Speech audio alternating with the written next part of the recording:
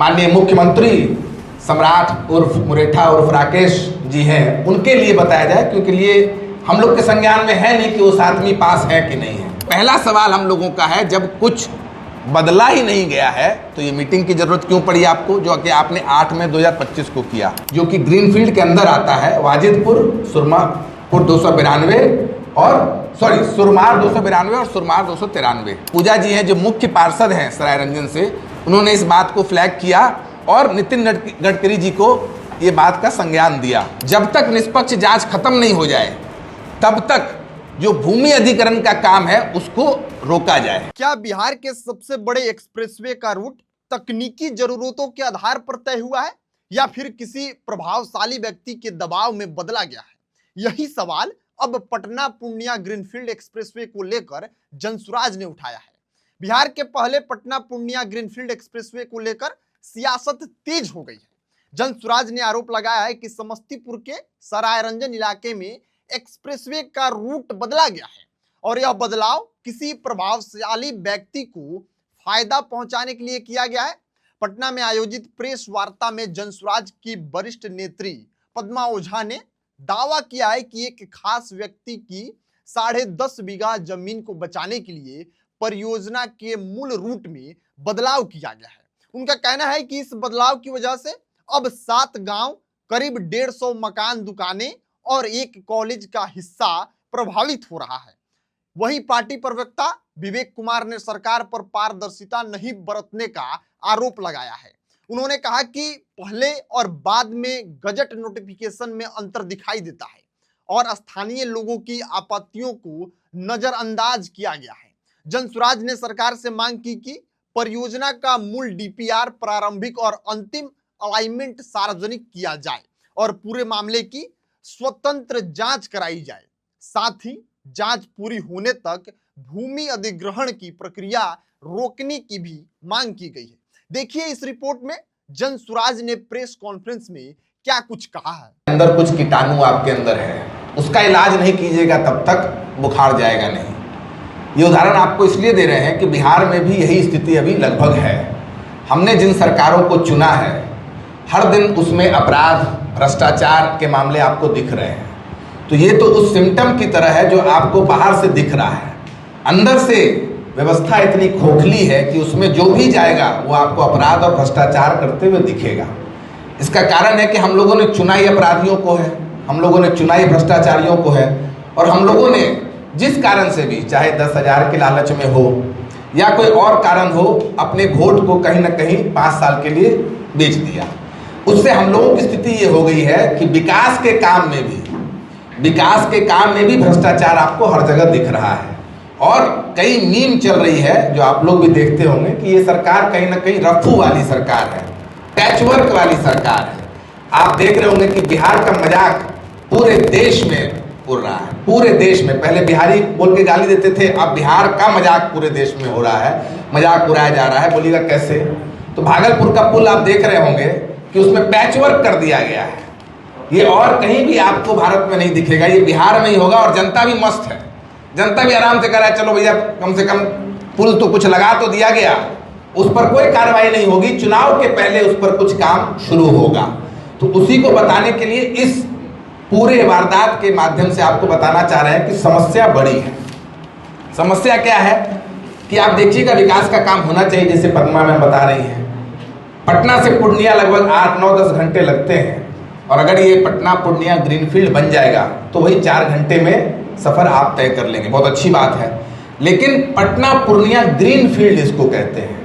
आप लोग के संज्ञान में ये बात होगी, फिर भी दर्शकों के लिए इसको आसान शब्दों में बताया जाए, और खास करके जो हम लोगों के माननीय मुख्यमंत्री सम्राट उर्फ मुरेठा उर्फ राकेश जी हैं, उनके लिए बताया जाए, क्योंकि ये हम लोग के संज्ञान में है नहीं कि उस आदमी पास है कि नहीं है।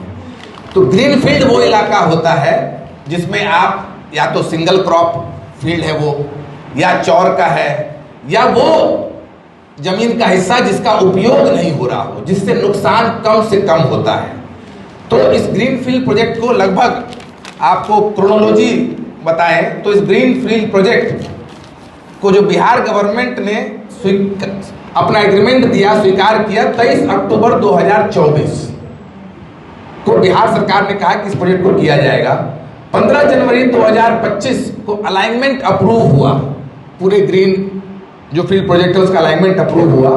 13 मार्च को पहला गेजेट नोटिफिकेशन निकला, 13 मार्च 2025 को।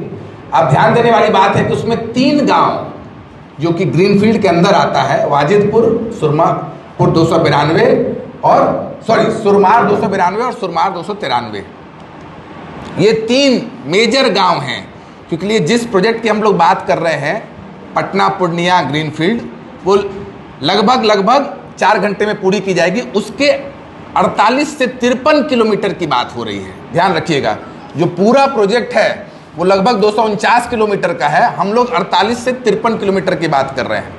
तो 13 मार्च को पहला गैजेट नोटिफिकेशन निकला, 26 मार्च को दूसरा गैजेट नोटिफिकेशन आया जिसमें परिवर्तन किया गया और कुछ नए ब्राउन फील्ड को जोड़ा गया, जहां पर लोग रह रहे हैं, घर रह रहा है, कॉलेज है।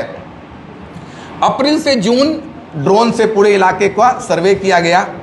लेकिन इसी बीच जब सर्वे होने लग गया ब्राउन फील्ड के ऊपर, तो जाहिर सी बात है कि मेरे घर के ऊपर आप ड्रोन लगाएंगे तो चिंता होगा। तो वहाँ के कुछ जो ग्रामीण हैं उन्होंने अपनी बात उस समय जल संसाधन मंत्री जो थे उनके सामने रखा और कहा कि यहाँ पर ड्रोन चल रहा है, आप देखें कि कहीं हम लोग को यहाँ से हटाया तो नहीं जाएगा। और उस मीटिंग में सीओ भी मौजूद थे और ये मीटिंग फेसबुक पर भी है।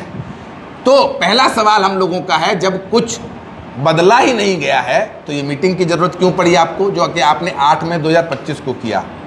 इसके बाद 16 जुलाई को पहली बार जो पूजा जी हैं, जो मुख्य पार्षद हैं सरायरंजन से, उन्होंने इस बात को फ्लैग किया और नितिन गडकरी जी को ये बात का संज्ञान दिया।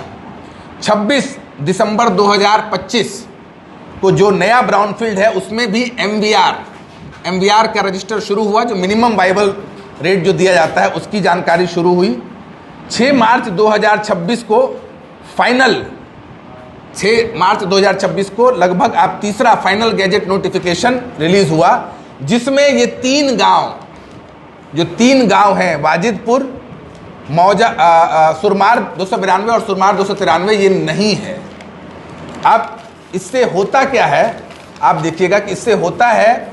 और 1 जून को जो कि पब्लिक डोमेन में भी है, नितिन गडकरी को वापस से लेटर लिखा गया, जो वहाँ के भाजपा के पूर्व प्रत्याशी रहे हैं और एक समाज सेवी हैं अवधेश जी। उस लेटर में लिखा गया कि कहीं ना कहीं ये जो पूरा बदलाव किया जा रहा है, जो पद्मा जी ने भी कहा, वो कुछ लोगों को फायदा देने के लिए किया जा रहा है। तो अब जनसुराज सकारात्मक राजनीति करना चाहता है। हम लोगों की मांग क्या है? हम लोगों की मांग है कि इस पर निष्पक्ष जांच हो।